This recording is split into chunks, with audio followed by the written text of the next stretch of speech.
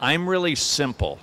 So as an engineer, a numbers guy, tell me, why do math equations always come up with a consistent answer? Because they're always constant in this universe. That's right, there's constants. But what makes them constant? Laws of physics and math. Laws of physics, all right. But who wrote those laws? Well, man did. We think that we identified the correct formula. We experimented enough times and we concluded that's the law. Fair enough, but that still doesn't tell me why we have consistent outcomes. Here's my premise. An all-powerful creator couldn't come up with something better than the laws of physics? This guy says that's his premise, but he's trying to claim that this concept proves God exists, when he should be questioning God's capability. So, essentially, this isn't a matter of God's existence, but of God's creation skills. I'm not impressed by anything if God did create all existence and God is all-powerful. That if there is not a bigger constant in the universe, there's no constants in math or in science. Because if we are random, nothing, we kind of came together over billions of years and sort of got our act together and became moral, started walking upright, developed eyes, nose, ears, mouth, taste, all of that. We kind of evolved that way. Now he's talking about evolution. Evolution would be a direct debunking of the book of Genesis, I think. Whichever book is about God creating Adam from dirt and Eve from Adam's rib. Even if this guy is right, God couldn't do better than the natural process of evolution? I do believe evolution is what happened, although it does suck. Evolution is simply the lesser of evils. There wouldn't be any constants. We would never have anything that was certain, because it's all random, according to evolution. Fair enough? Fair enough. Do you believe in evolution? I believe in microevolution. Microevolution. What's the difference between micro and macro? Macro is that we are descendants essentially from fish, and we actually grew, the fish grew legs, then we evolved into humans. Okay. Microevolution is that depending on where we lived, such as different climates, we adapted, we changed. Because hundreds of thousands of years ago, we did not know how to actually process meat. Therefore, our digestive system was different, our teeth were actually different. But as we learned to actually cook our meat and evolve and adapt, our very teeth changed, our digestive system changed, because we did not need that powerful bacteria anymore. And why did we decide to do all of those things? And what was the mechanism that kicked that process and guided that process so we could grow teeth, have a digestive system? Okay, he rhetorically asked why we did those things, and I didn't understand that. So I listened again and realized that the atheist guy said we started cooking meat. The problem, however, is still that this guy doesn't think to question God why we need to eat. He erroneously believes God is a good creator, instead of a horribly inadequate one because we are flawed in many ways. Develop something called peristalsis, which is what moves the food down to your gut, the acid to deteriorate it, the ability to pull out the vitamins that you need, plus process it through a plumbing system. When did all of those things take place, and who decided that's the way we should be? Quoting Matt Dillahunty here, this guy has smuggled a who into this, and that it was a decision, making the assumption that somebody decided that's the way it should be. My question would be why he insists everything should have an agency involved. Somewhere along the line, the coding in our DNA changed. The code in our DNA changed. All right. Codes in DNA can be manipulated these days and changed. And different people have DNA, but no new information gets added to DNA. You can detract information, but you can't add information to DNA. See, what I'm trying to get at is it's a little suspicious that all of these things happened all by themselves without anything to guide them or to think them through. Okay, so for instance, let's say you had your teeth, you had your throat. You've evolved all of that. You've got peristalsis working its way down, but you haven't evolved your stomach yet. What would happen to your teeth and to your throat?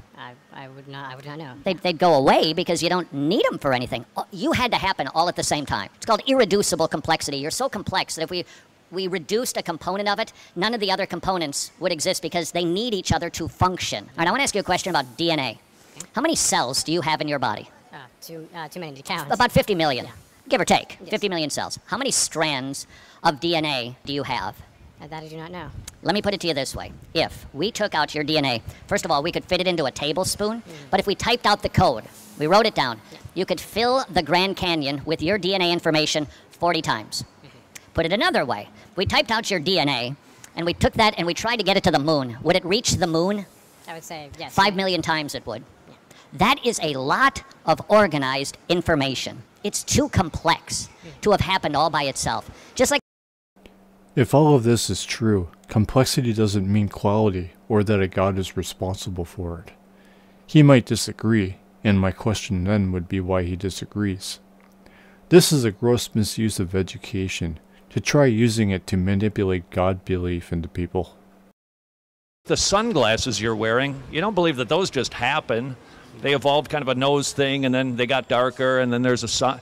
You go, that's not really logical. And I don't think it's logical to suggest that we happened all by ourselves. Not this shit again.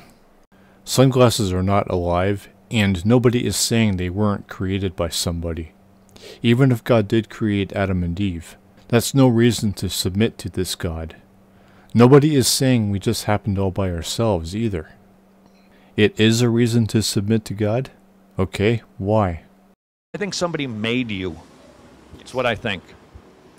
I think you're designed by your maker, a very intelligent, powerful being who's very moral, because we see another set of constants in this universe. While nothing that anybody could say would make him or other Christians think otherwise, which is another reason why they're wrong, aside from thinking man is made. God is intelligent, powerful, and moral, yet the human body and this planet that is barely safe for us to inhabit is the best God could create. Of course, a Christian would say our state of being is our own fault because of Adam and Eve, which would be them debunking their own claim of God being all of these, because they know they're wrong, and that's only a straw man in defense of this claim. They would never have to make an excuse for God if he is in fact all of that. So, how could us ever being at fault, and Adam and Eve disobeying ever happen, if God possesses such qualities? How is the desire for obedience intelligent, powerful, or moral? Most importantly, why is this acceptable? Then there's hell. How is that intelligent or moral?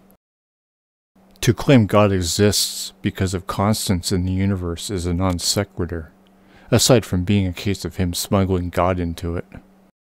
Morality. I asked a young man earlier, would you be willing to tell me it's always wrong to beat up a small child? No, yes. Why? Because children, for the most part, are innocent.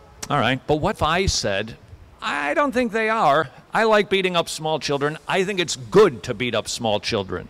How can you tell me I'm wrong? To answer the question, as ridiculous as it is, thinking it's good is not a valid reason. If your opinion is without base, then it means you are mentally ill because you are acting on your own misguided and unadvised opinion, because you clearly want to. Getting away from nonsense questions like this is why I wrote my book. My question to Christians would be why they accept being vulnerable and mortal by the hand of an all-powerful creator. Their answer is always because we deserve nothing more, to which the problem would be that morality can't exist as a concept on that premise, because then, who cares if anybody gets hurt in any way?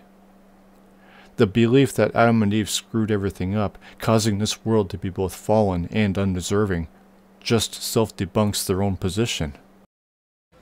Well, by standards that have been set forth by religion for centuries, that is immoral. Well, that could be that religion has kind of written some of those things down, but if there is not a moral constant behind them, then it's just one set of people telling another people what to think. Yes. Which would essentially mean all religions are bullshit, because the Holy Book tells people what to believe, not necessarily think. And those people tell others what to believe. Where is the constant in religions? God? He told his creation what to write and how to behave. Where's the morality in eternal torture and not giving Adam and Eve a second chance? Right? Yes. So I think the moral constant in this universe is God himself. Which destroys your whole act here. You thinking God is the universal constant is invalid because it's only your own thought, opinion. Your opinion is not based on anything, while your belief is based on your opinion, which is nothing. That's why we know that it is wrong to beat up small children, to punch somebody in the face. We know that's wrong, but How do you know it's wrong? Why is eternal torture morally right, just, etc., if beating anybody is wrong because of constants or whatever? Or I guess the question I should be asking is, why do you think eternal torture is morally right? reason we even know about the concepts of right or wrong is because God is the standard of right and wrong. Based on what? All you've done here is strawman your way into moralizing beating kids up.